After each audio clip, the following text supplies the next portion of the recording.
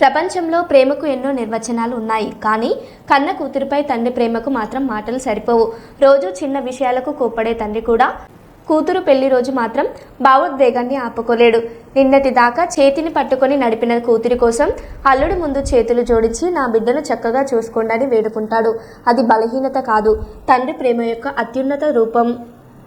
తెల్లా బట్టల నరుసు బిడ్డే పుట్టిందాని సుప్పంగానే నా ఇంటికి లచ్చి వచ్చిందాని మురిసిపోయిండు నాయన నోట్ల కట్టల పరుసుని కావతిచ్చిండు పసిపాలం ఎదగాలని కసిగా పని చేసి నాయన నన్ను పెంచిండు నా సిట్టి చేతులకు మట్టి గాజులేసిండే నా పుట్టి కాళ్ళకు పట్టీల గజ్జలేసిందే వట్టి నోరుకు తీయటి తిండి